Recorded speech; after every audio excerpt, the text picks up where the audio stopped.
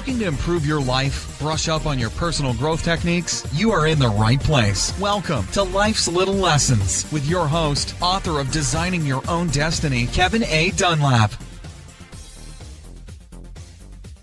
Hello, everybody. This is Kevin Dunlap with Life's Little Lessons and with the company Plentiful Perspectives. And today I have a special guest. This is a person that I've met a few times in a mastermind training that I go to here in Las Vegas, Nevada. And after having a few conversations with her, I just had to have her on our show. Her name is Robyn Eckersley. She is an impact coach, has been doing this for over 2 years here in Las Vegas, Nevada. The name of her company is called Robyn Eckersley Coaching. Her main focus is actually helping women and small business owners. So welcome to the show, Robyn, and I'm glad you're here with us today. Kevin, thank you so much. I'm thrilled to be on this show, and I look forward to our conversation today. Well, same here, same here. So Robyn, tell us a little bit about yourself. What is it that you really do, and why is it that you do it? So what I do is a variety of things. Typically, I help women who happen to be small business owners, and I help them understand the bigger picture in life. So a lot of times with especially small business owners, we have this understanding of a why, a reason, a motivation for doing what we do and why we put our blood, sweat, and tears into these operations. And we're encouraged in early mentorships, in early trainings and whatnot to find that why for your business. But the rest of us and the rest of their lives don't necessarily have an articulated why or a reason driving their decisions in the rest of their lives. So I help them with that big picture why. What is the why for your life, not just for your business? And that's really our starting point of where we go forward. So now that we understand why we're doing what we're doing, how does that shape our decisions both personally and professionally? So that works with a lot of understanding ourselves at a deeper level. It understands what we want our lives to be about. So it's a lot of legacy work as well. So generally, it's at a big scale, it's coaching around life purpose and legacy. And that comes in the format for me through workshops, through webinars, through group coaching and one-on-one coaching primarily. Okay, fantastic. So it sounds like you're trying to bring more of a balance in their life, or you're just trying to bring their personal lives up to the level of their professional life? Well, actually, it's more fulfillment. If I were to say one word, it would be more fulfillment in all aspects of their life.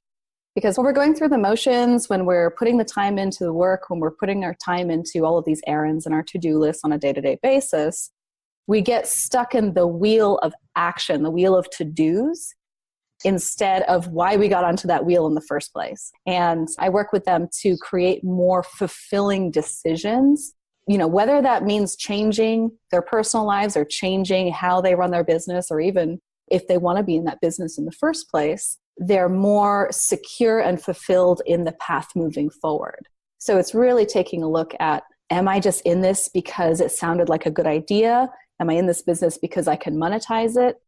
Am I doing these things in my personal life just because it's habit and it's what I've been imitating through other examples in my life growing up? Or is this truly a way that I can live in a fulfilled manner?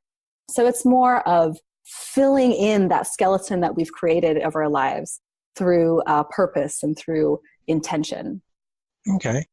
Now, have you come across, because you're talking about it may be in businesses that they thought would be a good idea, but maybe it's not a good idea anymore. Have you helped people actually change their focus or even change their whole business or even change businesses entirely? Well, that ended up happening actually with one of my most recent clients, although that wasn't the intention from the beginning of our relationship. It just kind of happened naturally after we worked together. There's one woman who was in the health and skincare profession, and she was loving it. That was her full-time profession. She was just, hammering away at the business every single day. But her true passion was fighting human trafficking.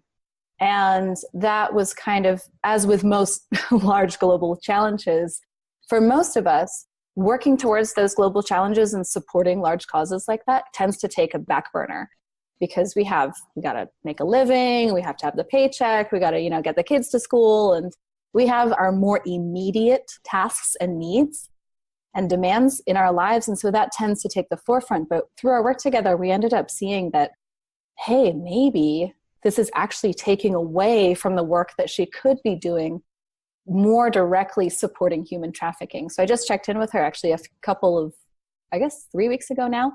It turns out she's no longer in the skincare business, and she decided to go a completely different route with bringing public awareness to human trafficking now. So she's got a couple of different projects that she's partnered with other people on that have nothing to do with health and wellness and skincare, but they are more directly related to this global cause.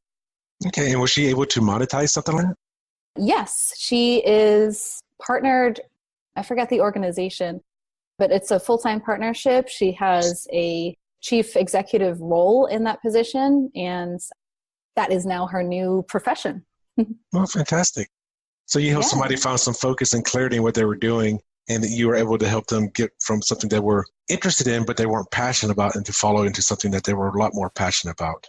Yes, yes. And it's so common. It's so common in terms of taking that passion and not really seeing a clear way to monetize it or to make a living, a viable living off of it. And so we put that passion into either a non-existent role in our lives or that would be nice when I have time, or that would be nice when I have additional money. And we kind of set aside those passions. But she was able to get creative and kind of open the box to see how she could bring that back into the forefront. And it was beautiful to see. And just imagine, just by you helping her do that, just what other people's lives that will be affected by that as well, by just her directly making that one decision change. Yes, yes. And I mean, just immediately, the first thing that comes to my mind is she has an adopted daughter who is also her world. And one of her biggest priorities when she came to me was saying, I want to be a role model for my daughter. And already her young daughter, I think she's 6 or 7, is seeing that her mom can have a viable career while helping victims halfway across the world. And actually here in Las Vegas, it is the human trafficking capital of the country, unfortunately. And her work, I'm sure, will have ripples here as well locally. And so you've been doing this for 2 years now. How did you get started in a business like what you're doing now? And what was your reason for getting started in this business? Well, let's see. In a former life, pre-coach life, I was a project manager, and I come from the tech sector. So I'm originally from Maryland, on the other side of the country, and I worked for a government and military contractor there who did awesome tech work in terms of geospatial mapping and mobile app development, and fascinating stuff, fascinating technology. And I first got into it because the company at the time was using that technology for humanitarian purposes. So disaster relief recovery primarily. And so I was all on board with that. I wanted my career and my life to be about something that mattered and that helped people. And this was a great opportunity for that time in my life. The thing is that was where I cut my teeth on project management, I think. And I ended up doing a really good job. And it could definitely have been a viable career path for me. Long term, I could have retired from that arena. But there was it wasn't a great fit, I guess, culturally for me. I found it to be more of a good old boy club, and being the youngest project manager and the only female project manager in an ex-military primarily environment was difficult to be taken seriously. And it was difficult to feel like I could progress my career in the way that I wanted to. So now husband and I, we met at that job. We decided, you know what? Let's leave the DC area. Let's go see what's in California. Let's start over, essentially. And that was one of the times I've had a really big reinvention of myself. So we trekked across the country and landed in San Francisco. No job, no apartment, no plans of anything, just completely trusting that we will figure it out. Now, with hindsight, I see why friends and family had that fear for us, saying, what are you going to do? San Francisco is so expensive and you don't have anywhere lined up. What are you doing? But we both ended up with really solid jobs. I had a job in Silicon Valley, and my husband had a job with a startup. And I was doing project management with more event management, kind of like an event management slant to it. But again, you end up working and working and working, and it wasn't fulfilling. I bought into a mission at the beginning, and then kind of realized that the mission was kind of, as with many organizations and many businesses, it's kind of a shell that makes the business look great, and it's great for marketing, and it's great for garnering team spirit. But at the end of the day, it's still about profits. It's still about what do other people think about us instead of how can we help other people. And at the government contracting job, while I was there for about 3 years. They shifted focus from humanitarian efforts to more active military efforts. And personally, I couldn't get behind it. So my soul ended up kind of retreating from the purpose, much like this Silicon Valley thing. So I get really bought into this big idea of changing the world and helping people. And then, once, I guess, quote, reality sets in, and you see why things are happening the way they are, then I had started to feel that I was no longer working towards a larger purpose or mission. And that emptiness, coupled with really long days, really long weeks, no fulfillment at all, it really started to take a toll. And at that point, we relocated to Las Vegas because my husband got an amazing job here with Zappos. And that's when I decided, hey, you know what? It's time to make my life fulfilling. It's time to do something more because I know I can. But what was getting in my way was I didn't know what that looked like. I didn't know how that happened. Because when I was growing up, the way you make a difference is either you're a full-time volunteer or you're a doctor or a lawyer or some kind of long-term, many, many years of schooling and many, many years of investments to get yourself into this profession of prestige and impact. And that was not a route for me and not a route that I wanted to take. So when I decided that, hey, I got to figure this out, that's when I serendipitously came across my first life coach. And I had never heard of coaching or this industry. That we had a session together, and it was kind of funny because I was telling her about this crossroads that I was at with what I wanted to do with my life and make a difference in the world. And through our conversation, she said, it kind of sounds like you want to do what I do. And I kind of laughed and I was like, I'm sorry, I still don't know what you do. I don't get what we're doing here. She laughed and she was like, do some research. Let me know what you think. So I did. I dug in and I did my due diligence, and it was like a giant light bulb went off. I was saying, this is exactly what I'm suited for. I could really make an impact this way. And another thing about me is that I'm a domestic violence survivor. And at that point in my life, I was thinking, how can I help women who are currently in or getting out or recently gotten out of domestic violence situations? Because I was able to do it. And I know that's not very common, and that the converse can be devastating. So I was wanting to show other women that it is possible to reinvent yourself, to recreate a new life, even when it seems so far away and you're just looking to survive day to day. And so I thought, hey, with coaching training and with these folks that I want to help, maybe I have a business idea here. Maybe this is something that I could move forward and dedicate my life to. So when I first started my coaching business, I came out as a self-care coach. And I thought that was going to be exactly what I wanted to do. And I'm going to work with domestic violence victims. And it was very clear in the beginning, I was all fired up. But through a series of more, personal development is a journey. And I decided that, at this point in my life, I think I'm better suited to work with women who are on their feet and on their way to making an impact, but aren't necessarily sure how or what that looks like. And maybe they're getting in their own way with their own fears, insecurities, and whatnot.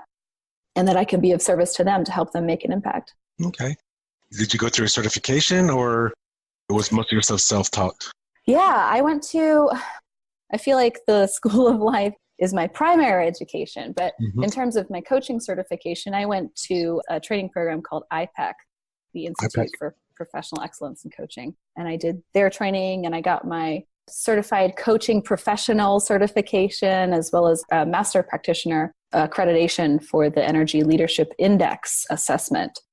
That's an assessment where you're certified to administer this to people who are interested in understanding how they're seeing the world. How is their perspective and attitudes, how are they shaping their decisions and how they show up in the world?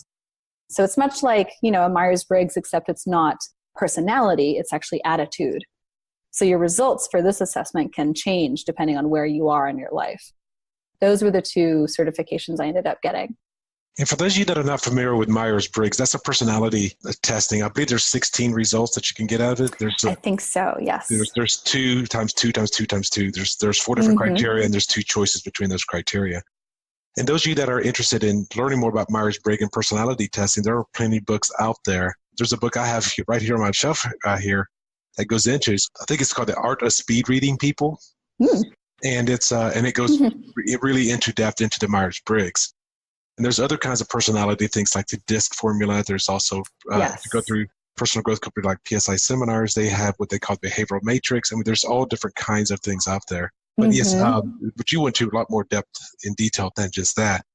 Now, would you suggest, because I've heard of IPEC from a few of the other coaches that have been on our show, would you suggest that people take some kind of formalized coaching certification program if they were wanting to become a coach? Or would you suggest that, hey, you do learn a lot from the school of hard knocks, that, you can actually build your coaching business just off of your own life experiences? What is your suggestion? That's an excellent question, actually. I think it depends on what you're looking to do with how you help people. Because to me, a coach is someone that helps other people make their own decisions and get to the place that they want to be.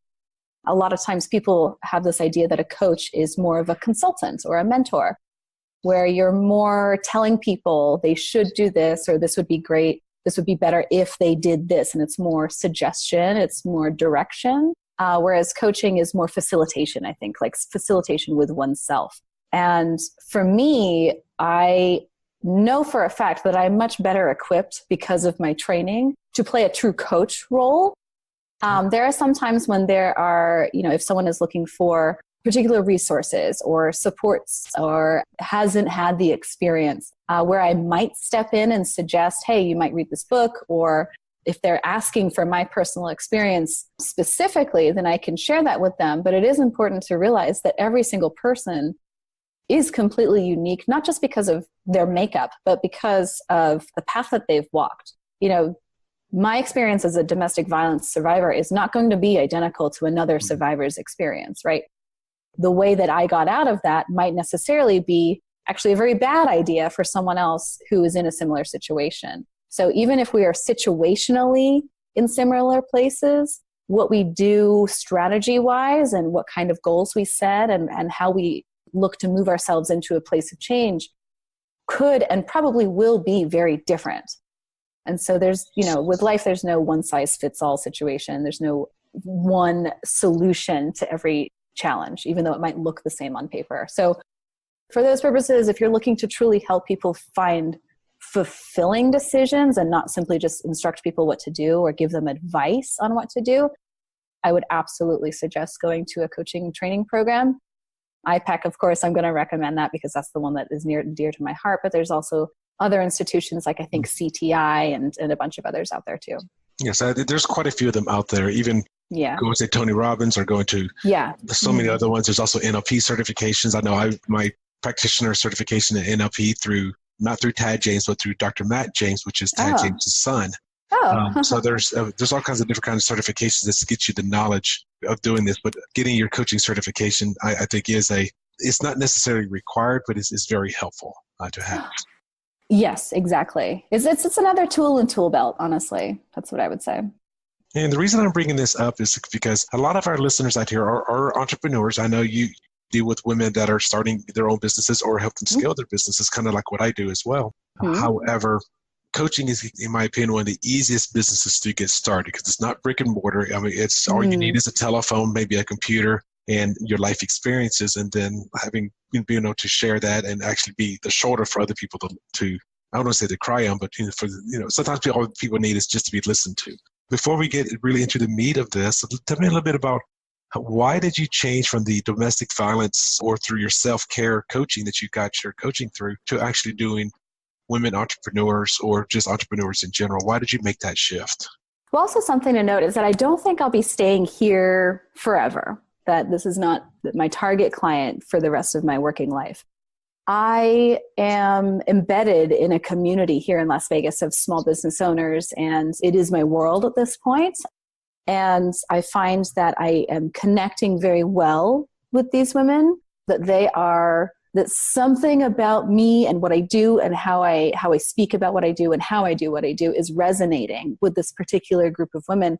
Ironically, from a place of self-care, I decided that being a self-care coach was actually ended up being more draining to me, because these are very serious situations. These are very heavy energy situations of feeling like you have no agency in your life, of feeling like there is no light at the end of the tunnel. And that when I am left from a session depleted, I am not there. I'm not able to be fully present and fully a support system to the next client. And that's not fair to my clients. And so what I'm currently actually in the process of doing is that while I'm helping women who are in a place of building something and creating a business and growing and on this kind of like upward mobility already, I am taking time to something that's going to be happening in 2018, going to be donating my time on a small scale to women who are in those situations currently. So they won't be my main bread and butter, so to speak, for my business, but women who are maybe experiencing very tough circumstances and they need some support, they need some guidance. I will be offering my services on a small volunteer basis, but primarily I'm looking to empower those folks who are on their way to making changes currently. So it's kind of helping them with their momentum in creating change in the world. And as that kind of continues and continues, I'll be able to support more of the women who are more of this, what I like to call level 1 energy, and what's in this energy leadership program that I was trained in. It's more level 1, more of feeling like the world is, what can I do in this world? Everything just kind of happens to me. I have no power here. So in that kind of sticky, lethargic, challenging energy of not feeling like you can move out of your circumstances, what I'm doing now will enable me to be there more fully for those women in the future. Fantastic. And I was going to ask you that early on when you were discussing about doing the self-care coaching, because I've spoken to a couple other coaches before that were in a similar industry, not necessarily domestic violence, but no, they were reliving a very negative aspect of their lives, and it was constantly reliving that, and that was just so disempowering to the coach. I mean, granted, it's great for the client, but if the coach cannot regenerate themselves or re-energize themselves, then they're actually not doing really any good at all. Yeah. It's kind of at that point, you are disempowering yourself if you have too many clients that will trigger stuff within you. And as your responsibility as a coach, if you have something that's going to be triggered within you, it's more important to get that client with someone who doesn't have that trigger, because, and this is the difference between a coach and maybe a mentor, or if you're thinking about becoming a business owner or a servant in some way to people who are experiencing what you've experienced, it is important to realize that you don't have to have walked in someone else's shoes to help them. You don't have had to have their experiences to be someone that can support them in a different role. And a lot of times we think, especially as coaches, oh, I haven't become the next Tony Robbins. What can I tell people about building a business? And that's when you remind yourself, like, hey, you're not telling them how to do it. You're helping them find their own way to do it. Exactly. And that's the one thing I often point out. And I usually like to use something that is visual so that people can understand this. So I'll go into, in this case, sports. So let's say a basketball coach or the head football coach, on a professional NFL team, or a golfing coach. Most of those people have never played the game. That's true, yeah. So because they're a coach, they're not the mentor. They're not the ones that have been there and done it themselves. Sometimes they are. I mean, sometimes, retired quarterbacks will become a coach of some sort. But they've never really played the game. But they understand the mentality of how to draw something out of that player, how to draw something out of that client, Yeah. And so a player is the same as a client. I mean, they're just different analogies here. So yes. That's very true. And I like that. Ironically, volleyball used to be my life. And I played it very competitively when I was younger. And then I was asked to be a coach. And I found that transition from being in the game and playing and knowing my position and knowing our plays to becoming the strategist and looking at it from a different perspective. That transition was very difficult for me. It's two different realities. You don't have to have the exact experience to be someone that someone else can learn from. So I'm glad we're spending a little bit of time in this, because if you're thinking about becoming a coach, just like what Robyn has said earlier, it could be an impact coach, it could be a success coach, it could be whatever kind of a coach it is, whatever your passion is, doesn't mean that you have it in your life at that point in time. Mm-hmm. I mean, Yes. you're working toward it possibly, but that's just where your passion is. It's like you're helping the women entrepreneurs, and you had to start at some point in time. So let's actually go down that road a little bit. When you were first getting started, tell me about some of your early successes. What were some of your early successes that you had while starting off as a coach? The very first one that pops into my mind was my very first client. I was battling those new entrepreneur feelings of, oh, is anyone even going to come to me? I'm so new, and what they're going to see right through me, all of these kind of imposter syndrome type of fears, and your inner critic kind of coming front and center and taking over your life. I was very proud of myself because I was very upfront with a community that I was very familiar with, so friends and family that knew I was switching gears from my old profession of project management into coaching, and that this was fairly recent. And I was very upfront. I'm saying, hey, I have learned all of this amazing stuff, and I'm very passionate about it, and I'm convinced that this can be a very powerful way for me to create change in the world, and I'm looking to take on my first couple of clients. And I was very upfront about that. I was not okay with trying to portray this idea that I'm super successful and I already have this massive business and I had all these clients already. Because I'm like, you know what? Everyone has to start from somewhere.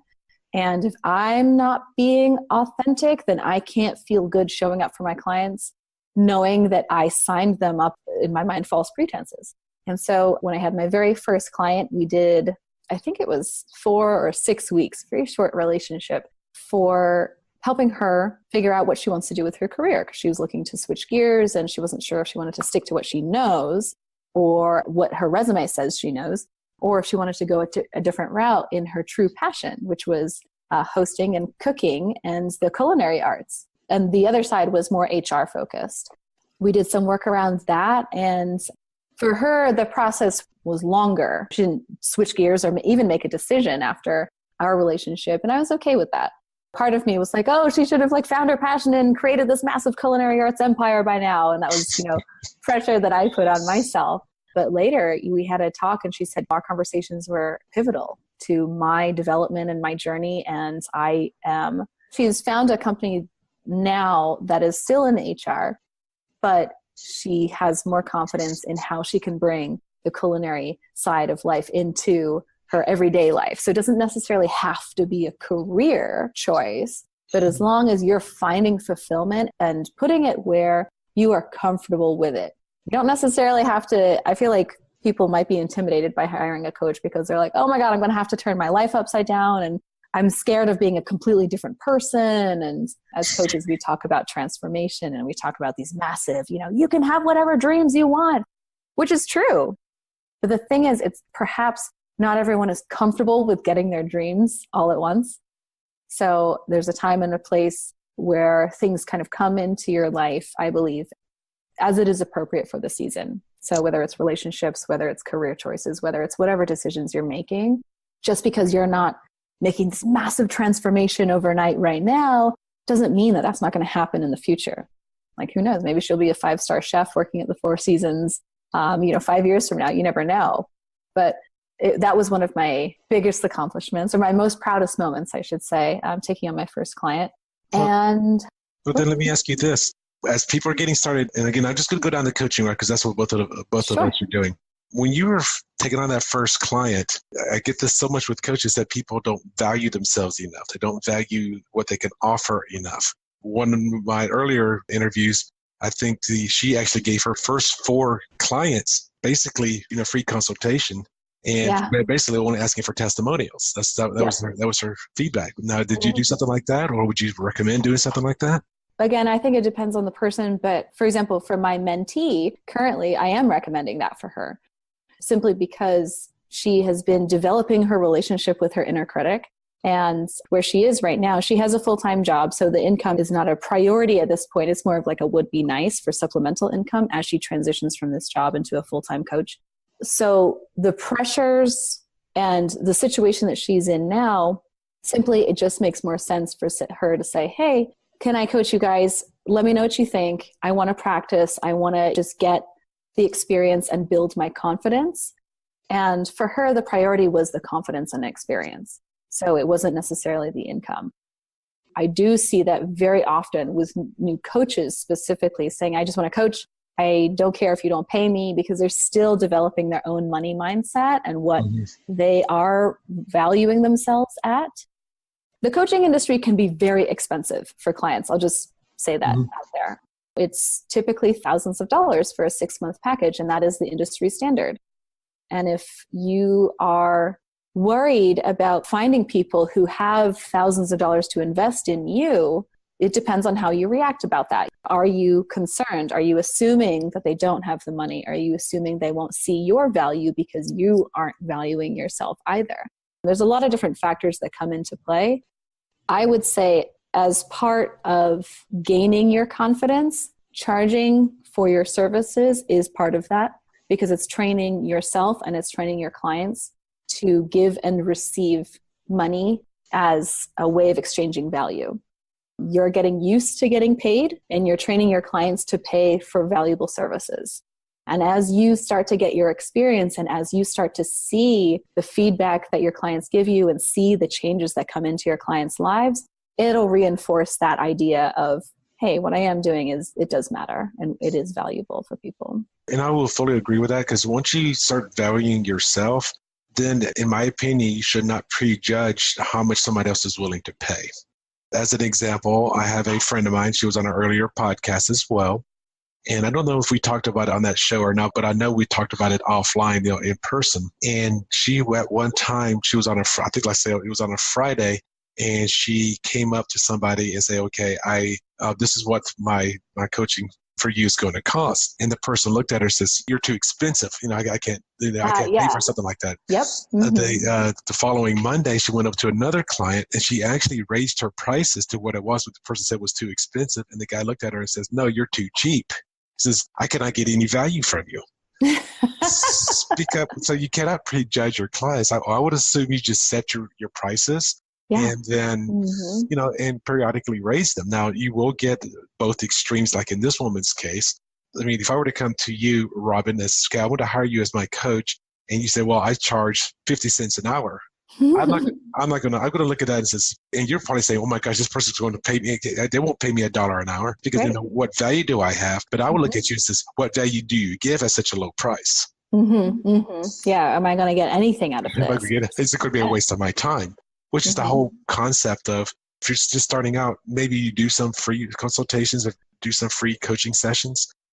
However, you need to get away from that paradigm as quickly as possible, because number one, you're not going to survive on nothing, no income. I mean, I know you get some experiences, you get some whatever, but you're not going to survive on that for very long unless you have another source of income, or a husband or a wife that's supporting you while you're building this.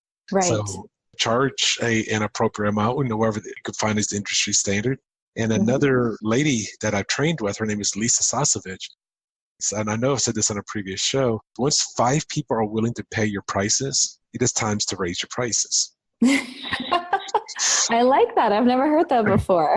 So it's like, okay, let's say you charge $795 for 6 sessions. Well, then this may, you got 5 people that are quickly signing up for that. It's like, okay, I'll be too cheap here. I got to raise it to $845 now. Yeah. That's the market. Like, oh, I like that. I'm going to try that. And I want to make sure that the folks listening and watching also understand this. This isn't just, let me see how high I can go with the prices and let me just see how much people will pay. If you're truly in it for the clients, then you're also delivering additional value. The more experience you're getting, the more creative ways you're coming up with ways to support your clients. Because often coaching packages involve more than your coaching session, than maybe if it's a one-on-one phone call or video chat or in person, whatever. Oftentimes I will do things like offer books or Kindle electronic versions of books to people. I'll just send them to them. Or I'll be sending them, in the future, I have plans for custom goal setting journals and whatnot. So those higher prices allow me to either purchase or create or provide more tools of value to the clients too. It's not just, okay, now my hour is $200 an hour, and I just feel like raising it to $250 an hour. Because a lot of times I think with intangible services or more service-based products, that there's a tendency to say, why, that's not fair. I was paying this, but you're now charging me this. At the end of the day, we are finding ways to provide more value for our clients at the same time. And I would agree with you, because once you get started in this business, there's so many ways that you can offer free value. Like for me, as an example, offering this podcast. This is a free podcast for people that are wanted to listen in. I've also done previous webinars, and I can send them links to YouTube channels where they could actually re-listen to a webinar from some time in the past. And oftentimes when I do a webinar, I will create an ebook that will be a complement to that program. So for an example, if Robyn was thinking about becoming a client of mine, I said, well, just do a free consultation and let me give you these 2 or 3 free items of value. So basically what is in our industry is called over-delivering. This is what I promise you, but you always give more than what you promise. Yes, absolutely. Absolutely. Because this is not just, this is all you're going to get from me. It's not that we're looking to withhold support and tools from our clients. This is about what is appropriate, because it's also how can we be more available and supportive to our clients if we're constantly giving and just depleting ourselves. And if we're on our end worrying about, I can't pay bills this month, mentally you're not present. You might not be present for your clients. This is about making sure that this whole idea of self-care and self-empowerment is taken in so that you can be an amazing resource for your clients. And the more we live by the mantra, I imagine this resonates with you too, Kevin, is that I try to live by the mantra, the more I get, the more I can give. So whether that looks like providing more resources for my clients, or this is donating time or finances to a cause that I believe in, the more that we have in our lives, and it doesn't have to be money, it could be also time, it could be other resources, the more of an impact that we can make in this world on a larger scale. So if we're there kind of always depleting ourselves, we're not leaving much for the rest. Well, that's been said, and I've heard for years, the more people you can help, the more successful you're overall going to be. Helping these people achieve their successes, then that's just the whole nature of karma is just going to return it. So I'm glad you shared that. Sure. No, it's funny that we're actually going down this route, because I have my high ticket prices and I have my high ticket coaching packages, but at the same time, I recently just launched something. It's taking the concept of a sliding scale, but actually making it super concrete. I have this program called the Pocket Coach, and it's designed for people who are either scared of investing in a coach, or they don't know what coaching is and they just want to get their toes in the water. And it's just a very inexpensive $35 a month subscription, where if you want coaching, it's available, but it won't be as intense or as a normal coaching relationship is. So it's more of, hey, I'm thinking about making some changes in my life and I don't really know what a coach is, but I'd like to give it a shot. So for me, this is a way, not for me to undervalue my time, but is a way for me to introduce people into a personal journey of personal development for people. There's a lot of people out there who personal development is like woo, or like woo-woo science to people. So this is kind of for me and the people that I want to reach. I have purposefully done that to put that out there. Well, that's good, because it's not going to be personally involved to that person, because it's more of a generic program of getting started. And then once they start seeing the value from the generic side, then they say, okay, and I want a little bit more one-on-one or at least group coaching with you, depending what their price, what they can afford. Exactly. Okay. So it's more developing them along the way as well. One of the things I also like to ask entrepreneurs is, we learn more from our challenges and our failures than we often do from our successes. Could you be willing to share some of either your early failures or your early challenges that you had with your coaching business, or maybe ones that are a little bit more recent? Sure. Let's see. Something that has been a big challenge for me is showing up consistently in a public way, I should say. And that I say that because throughout my life, I have struggled with things like depression and my own inner critic and my inner gremlins and whatnot. I tend to feel very deeply when I feel emotions, and sometimes that can get the better of me. And when I'm on fire and I'm having like a typical day, and I have things planned out and I have things working and kind of I'm milling away. But when you have those low days, sometimes it is real tough to show up online. It is real tough to send that email. It's real tough to get out there and record that YouTube video.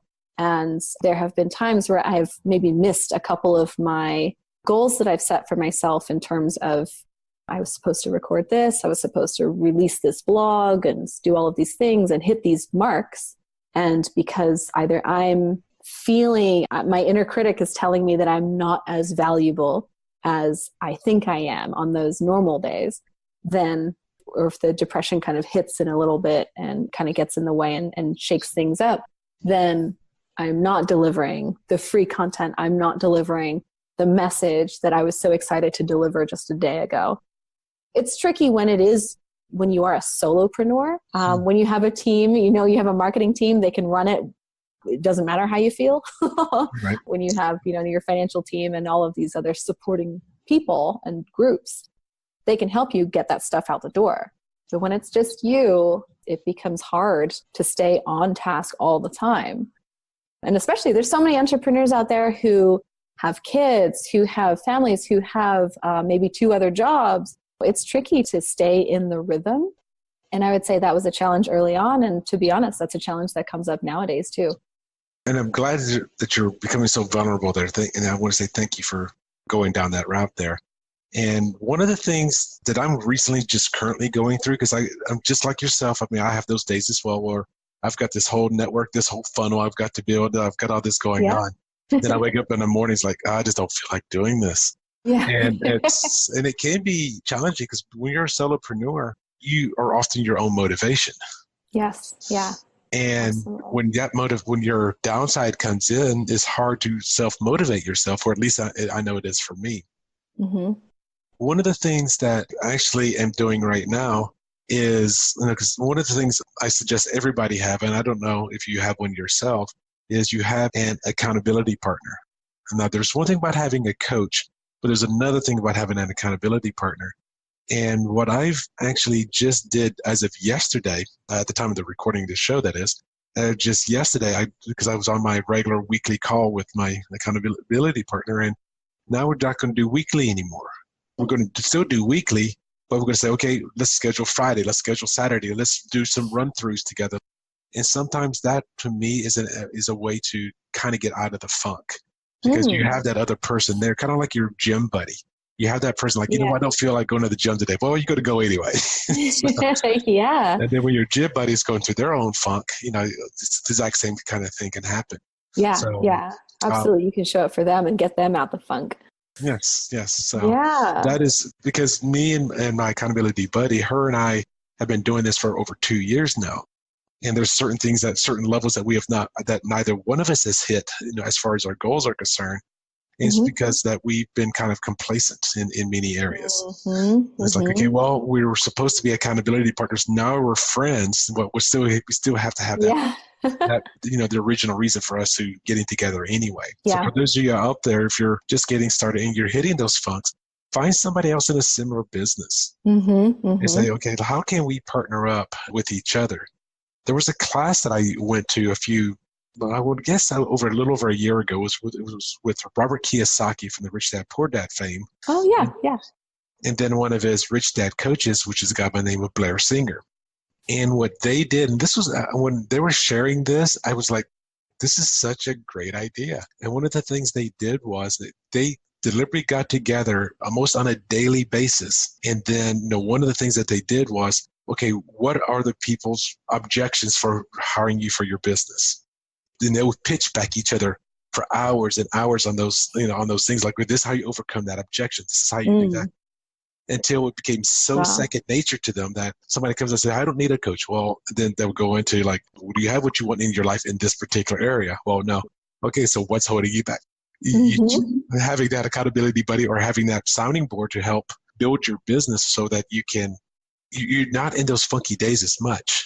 Does that make any sense? I love that. I love that idea. Yeah, because I do have a coach, but I don't have a separate accountability partner. And for me also, I've come to this place this year, actually, understanding and accepting the fact that I am way more extroverted than I ever thought I was. And so my refuel is being around other people. If I'm just by myself, I like my quiet time and I like that creative time that I have with myself. But if I'm there too long, that's when the shell starts to creep in. And that's when I miss those markers and I miss those, deliverables. But using that idea of, hey, I actually, one, get re-energized by being around people. And two, if I know I have to be accountable to them, that can absolutely pep me up, I guess, and get me fingers on the keyboard, face in front of the camera. That'll get me to show up for sure. And then something else that this kind of brings to mind is one of the things that I do is a why workshop, and how there's so many different avenues to get to a really powerful why. And you and I have talked about this, having a strong motivator. Strong enough that it doesn't just look good on paper, but it actually moves you out of that space of, I can't show up today. I just don't feel like it. It pushes past the don't feel like it days. And when we have something that's deep enough that if we don't show up, this is what's truly at stake, then that'll get us that energy, maybe just to even take the first step. Maybe it's even just getting out of bed. Maybe it's one little tiny step just to get the momentum going. Well, fantastic. Well, we're actually going to be wrapping up here in just a few moments. Before we do so, are there any lessons or tidbits of information that you've learned from either being a coach or being an entrepreneur that you would like to offer up to the listeners or the viewers on this show? Yes. One thing that I think is really important is to not focus on the end result. It can be very easy to say, okay, this is what I want it to be like. This is what I want my business to look like, and really get attached to the end result, especially if you're a coach, the end result that you're hoping for your client, because that's not what it's about. Whatever results your clients get are because of your clients, and that is their journey, and that you are not there to get them a new job. You're not there to get them a new spouse, maybe. You're not there to provide all of these massive life changes for them. You're there to be their mirror. You're there to be their kind of guide into their soul so that they can make decisions that suit them best according to their standards. When it comes back to the business, when we get too attached to the shape of our business, then the emotion, I think, is lost. The emotion is what drives us. And the emotion comes from why we're doing what we're doing in the first place. You can build any business under the sun. There's a reason you've chosen this business, and you've got to take a look at the impact that you're going for. Whose lives are you touching? What changes are they walking away with as a result of working with you? That's the steam, and delivering those results or having tools and resources to get those clients those results, that's going to shape your business, not the other way around. A lot of times we try to work from the outside in. I encourage business owners, especially new business owners, to work from the inside out. What are you hoping to accomplish emotionally for yourself? What are you hoping to accomplish for the world? And let that be your guide into how the structure of your business takes shape. Okay, and I'm glad you said that by not being so focused on the end result, because, and you're a complete testament of this as well, as you changed your business strategy. You changed what you wanted to do. Yeah, completely. And I know I will again. And the fact that you've actually had clients that did the same thing. Yeah, so people said, this is my passion, this is my passion. Like, well, not really it's my passion. Then let's discover your passion. Like, okay, you're going in a completely different direction here. Yeah. So if I was always focused on this end point there, my end point is going to be over here. It's like, then I'm wasting a lot of time by doing that. So thank you for sharing that with us. Oh, absolutely. And so, Robyn, I always like to end the show as to how people can get a hold of you. They want to do your pocket coach, for $35 a month, or if you want them to possibly consult with you or anything like that, what is the best way that they can get a hold of you? Is it through your business website or your business Facebook or page or anything like that? What would you like to share as a way for people to get a hold of you? Let's see. I think for people to take a look at my website first and foremost to kind of get an additional idea of who I am and what I do, that's Robyn with a Y, ROBYN.coach, not .com. And just kind of take a look at what I offer and see what kind of resonates with you. I feel like it has a good kind of snapshot of me and my personality. And then if you want to reach out to me directly, I'm very available through email. It's simply Robyn@robyn.coach. And again, it's Robyn with a Y. And I would love to hear from you. I love, learning from people from all walks of life and how we can mutually support one another in this crazy world that we live in. And so email and my website are probably the best ways. Okay, so again, that's going to be at Robyn, ROBYN.coach, COACH. She also gave out her email address, which is Robyn, ROBYN, at, again, the same website, ROBYN.coach. And she does offer a consultation or a discovery sessions. And she also has different kinds of coaching platforms. You already mentioned she does private coaches. She does do group coaching. She does do webinars. I know you do Facebook Lives from time to time because I've seen a few of your episodes as well. So if you want to try to follow her, just go ahead and reach out to her.